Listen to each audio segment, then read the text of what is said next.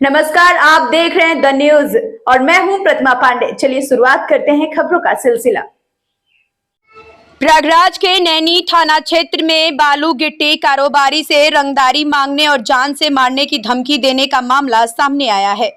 पीड़ित सहदेव उर्फ रिंकू पाल ने पुलिस आयुक्त को प्रार्थना पत्र देकर आरोप लगाया कि 15 मई 2026 की रात वह देवघर में काम पर मौजूद था। तभी शुभम मेहरा अपने साथियों के साथ पहुंचा और पिस्टल सटाकर 10% गुंडा टैक्स की मांग की। विरोध करने पर कारोबार बंद कराने और जान से मारने की धमकी दी गई। पीड़ित का आरोप है कि आरोपी हाल में ही हत्या के मुकदमे में जेल से छूटकर आया है। मामले की सूचना नैनी थाने में दी गई, लेकिन अब तक कोई कार्रवाई नहीं हुई। पीड़ित ने पुलिस आयुक्त से एफआईआर दर्ज कर सख्त कार्रवाई की मांग की है। संवाददाता शिवजी मालवी, अंचल कुमार नैयर की रिपोर्ट। शुभम मेहरा नाम का व्यक्ति है जो अरैल का है। अरैल में मुझे धमकी देता है जाने के लिए। मैं कोई भी काम करता हूँ तो मुझे करने नहीं देता। 15 तारीख की रात थी, लगभग 9:30 बजे मैं अरैल गया था।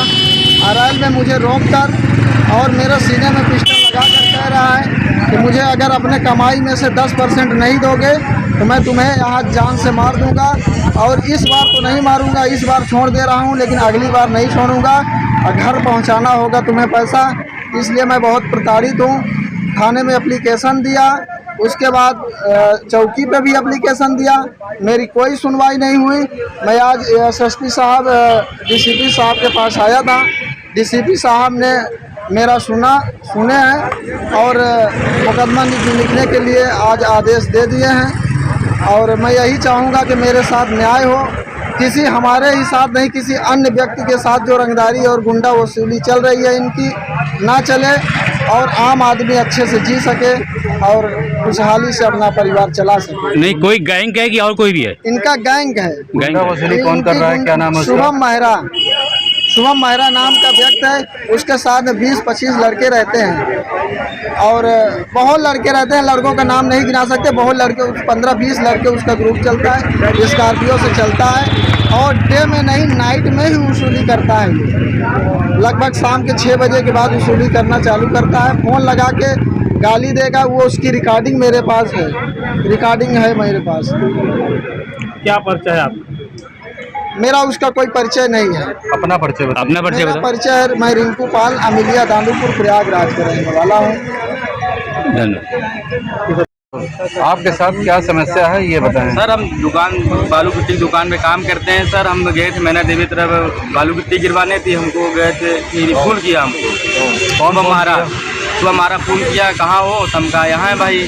तो फिर कहता है कि रोक पे वहीं आ रहे हैं। हम सर उसको वेट करते रह गए। फिर वो आया, फिर मेरा कॉलर पकड़ लिया, फिर गाली को देते हुए कहता है कि यहाँ काम करना है मेरे क्षेत्र में, पहले मुझको पैसा दो, तभी काम कर पाओगे, नहीं कर पाओगे।